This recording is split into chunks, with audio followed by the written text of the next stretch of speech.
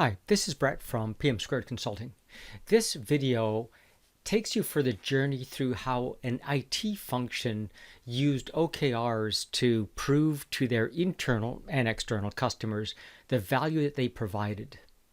And not only that, but based on that platform, we're able to increase the value they added over the next 3 cycles.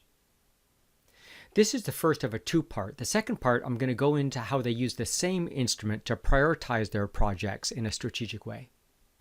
So let's tell you their story. And I'm going to tell you the story first through their methodology, because by understanding the steps they took, you'll better understand why they achieved the significant benefits they saw. So step 1 is to capture the department's strategic priorities and OKRs, objectives and key results. So they did so through a strategy map. So this is an example of a strategy map. Now, in their case, they're a not-for-profit peacemaking organization. And so their topmost perspective that they're aiming for is stakeholder satisfaction. In some private sector organizations, we put financial at the top, but in their case, it's stakeholders. They outline what their objectives are and how important they are to the overall organization. So to do this, the leadership team took their existing strategy and prioritized them. So those weightings represent their focus for the next year. Now, we know that every quarter they're going to go and refresh these with their, next view of things going forward, but that's the beginning journey.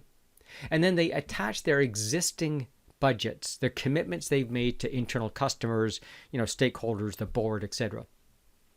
And that's what, John Doerr would call your committed key results. So that was stage 1, took them 4 hours because it's based on everything they have in place. Step 2, what they then did is I'm going to call it a performance team. So it was the leadership's direct reports and high potential people from across the IT function. And what they did is this thing that we call an ontology. So if you think of the periodic table, that's an ontology. It is an organizing philosophy.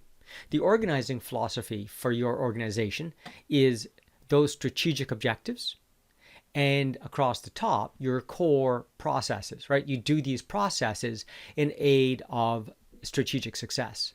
And so what we're doing is seeing where do each of your core processes enable the success of the department strategy. Allow me to explain the mathematics. So for example, the development team said they had an impact of 5. So 5 out of 5 on the impact of greater partner to internal customers. And that's a weighting of 16. So this cell is just 5 times 16. Conditional formatting makes it go black.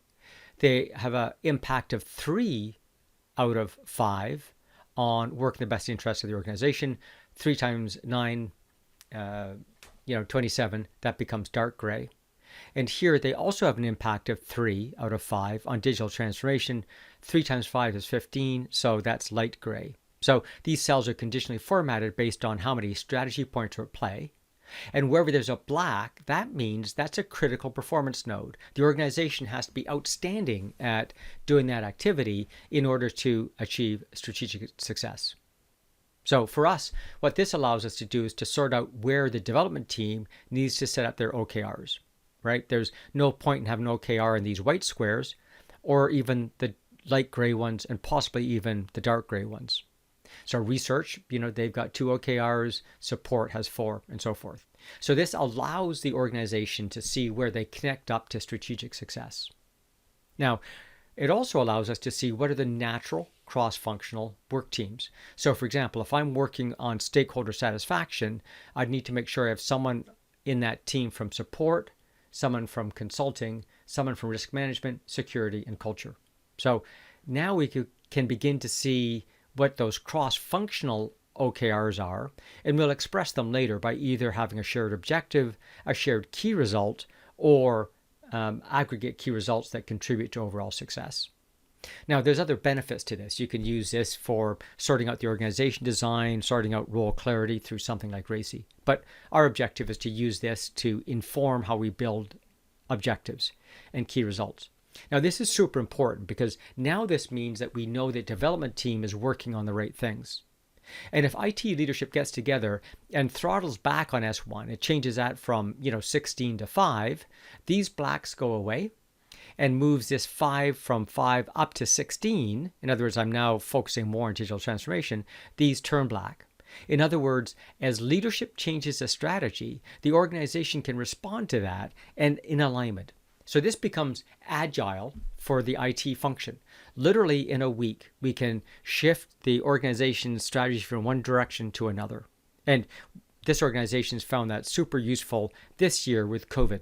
They've literally reset their strategy 4 times so far this year, and we're already only in the third quarter. But this allows them to react as we go through survival mode, the new normal, the next normal, and so forth. So that's effectively day 2, the second group of activities. From there, it's simple. We then just go and build the OKRs out. So we take that ontology, and everywhere there's a black square, we're going to actually build the OKRs. And that's pretty straightforward. So what we should be able to do is for each of those nodes, figure out who's the, what the objective is. So in this case, they've decided they want to become the trusted advisor. What are the key results? What would they have more of or less of as they move towards being the trusted advisor? So this example, the number of meetings they have with leadership teams, and also the number of projects that go from idea to execution. And they've got what their expected targets are for each quarter going forward. So now we've got the objective and key results. What we also do is play what I'm going to call show and tell. Each of these executives stands up and presents to the rest of the IT team what their objectives are. And from there, we can figure out where they might need support from other departments. So in this case, in order to be successful at the idea to execution projects, they need support from research, program dev, and learning. So the idea is we can begin to have these service level agreements between the teams inside the department to make sure that they're aligned and have the resources to support us in our objectives. From there, it's straightforward. All we're going to then do is put it into your system of record. So I should be able to begin seeing my own teams or personal objectives, if that's what we set down. I should be able to see how my team is performing and what things need my attention. I should be able to see how the department's performing and how I'm contributing to the department and what things might need our attention. And then finally, the total organization. I should be able to drill through to see how IT is enabling the rest of the organization and the rest of the organization is benefiting from IT supporting them. So this is the key, right? Now all of a sudden everyone can see how IT is performing. They can agree to what the objectives are, see their performance literally day to day, week to week, month to month, and see what that contribution looks like towards the success of that department. Now, this particular IT department discovered that they then needed to spend some time improving how they run their performance meetings. So they discovered that performance was kind of kept as a secret. Only the employee and the boss would have a closed door meeting about it. And we'd never have visibility on how our teammates are doing, who we should be able to support, our impact on other departments, and so forth. And so they adjusted how they ran their meetings and how they performed in those meetings with a fair amount of coaching, and eventually changed and set up new daily behavior. They found that meeting time went down by about 20% and productivity went up by 20%. And they used this to also adjust their quarterly and annual strategy and strategy creation meetings. Now, overall, to build this out was fairly an easy job for them. So this was a 1-week workshop for them. So the executive team on Monday spent about 4 hours developing the strategy map. Then that performance team, right, their direct reports and hypos, spent about 6 hours doing the ontology. The next day, another 6 hours coming up with the OKRs. Leadership spent an hour reviewing it. They then put that into BetterWorks, their system of record. And then on Friday, restructured their meetings, sorted out what the meeting cadence was, got clear on who the roles were in running these meetings, and launched the system. And leadership came in for that last launch activity. So that's the typical span. In the Zoom world, it takes about 2 weeks because you can only tolerate about 90 minutes in a Zoom meeting, so you can only do about 2 a day. But it's still a fairly quick adventure because we're building off things that already exist in your organization. Now, what are the overall benefits? The benefits that they saw, and again, it's based on their starting point and what they worked on. But what they saw is that they had about a 75% increase in customer satisfaction, which they measured through a net promoter score.